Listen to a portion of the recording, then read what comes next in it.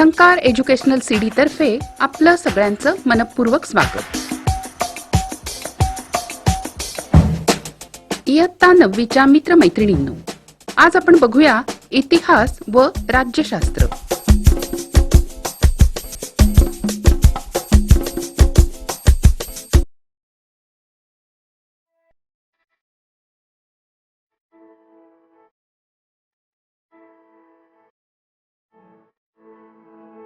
पाठ पहिला, इतिहासाची साधनं.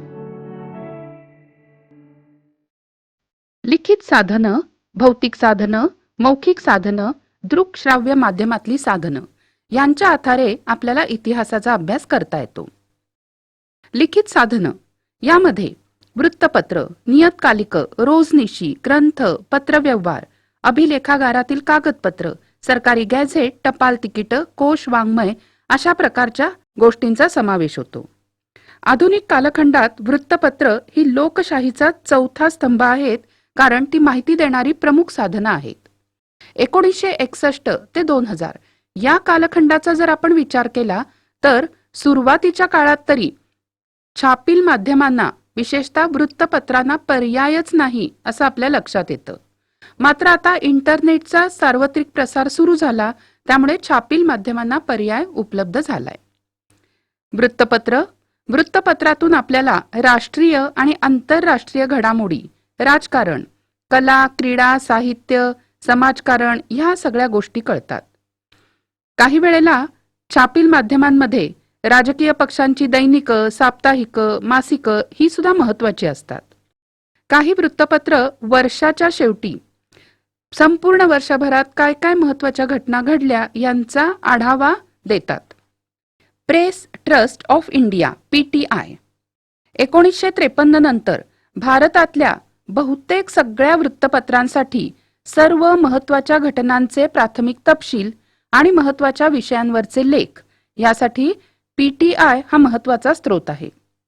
PTIने आता ऑनलाईन सेवाही सुरू केली आहे आणि टेलिप्रिंटर्सच्या ऐवजी उपग्रह प्रसारण तंत्राद्वारे देशभर बातम्या पाठवायला सुरुवात केली. टपाल तिकीट. भारत स्वतंत्र झाल्यापासून ते आजतागायत टपाल तिकिटांमध्ये खूप बदल झालेले आहेत. टपाल तिकीट राजकीय नेत्यांवर असतं, कधी फुलांवर, कधी एखाद्या घटनेवर, प्राणी पक्ष्यांवर, अमृत महोत्सव अशा प्रकारच्या घटनांवर आधारित असतं आणि हा इतिहासाचा मौल्यवान ठेवा असतो. भौतिक साधनांमध्ये नाणी, अलंकार, प्रार्थनास्थळं, वस्तू संग्रहालय, दैनंदिन वापरातल्या वस्तू, पेहराव, राजमुद्रा, आधुनिक स्थापत्य अशांचा समावेश होतो.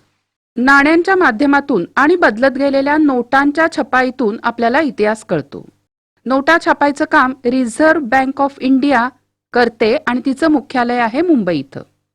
1950 पासून ते आजपर्यंत वेगवेगळ्या प्रकारची नाणी, त्यात वापरलेले धातू, त्यांचे आकार यावरून आपल्याला समकालीन भारतातले महत्वाचे प्रश्न समजतात. यानंतर संग्रहालय. भारतातल्या सर्वच राज्यांमध्ये त्या त्या राज्यांची वैशिष्ट्ये सांगणारी जी वस्तू संग्रहालय आहेत त्यावरून आपल्याला इतिहास समजतो. उदाहरणार्थ मुंबई इथलं छत्रपती शिवाजी महाराज वस्तू संग्रहालय. याशिवाय काही संग्राहक स्वतःची काही संग्रहालय सुद्धा उभारतात. उदाहरणार्थ वेगवेगळ्या प्रकारचे दिवे, अडकित्ते इत्यादी. यानंतर मौखिक साधनं. यामध्ये लोककथा, म्हणी, ओव्या यांचा समावेश होतो. उदाहरणार्थ संयुक्त महाराष्ट्र चळवळीत लोकशाहीर अण्णाभाऊ साठे यांच्या पोवाड्यातून कार्यकर्त्यांना प्रेरणा मिळायची. दृकश्राव्य साधनं. दूरदर्शन, चित्रपट यांना म्हणायचं दृकश्राव्य साधनं, ज्यामध्ये अनेक वाहिन्या आपल्याला बघता येतात. Film and television institute of India. Bharat सरकारने पुणे येथे 1960 साली लोकशिक्षण देण्याच्या हेतूने या संस्थेची स्थापना केली. समाजाचं नेतृत्व करणाऱ्या व्यक्ती, देशासाठी योगदान देणाऱ्या व्यक्ती किंवा महत्वाची स्थळं यांची माहिती देणाऱ्या डॉक्युमेंटरीज म्हणजेच अनुबोधपट या विभागाने तयार केलेत. आतापर्यंत आपण ही अशी बरीच साधनं बघितली, पण 21व्या शतकामध्ये काळ इतक्या वेगाने बदलतोय की ही साधनं सुद्धा अपुरीच पडणार आहेत आणि अर्थातच नवीन नवीन साधनं पुढे येणार आहेत. आणि म्हणूनच इतिहासाचा सर्व साधनांच्या आधारे अभ्यास करणं सहज साध्य झालंय.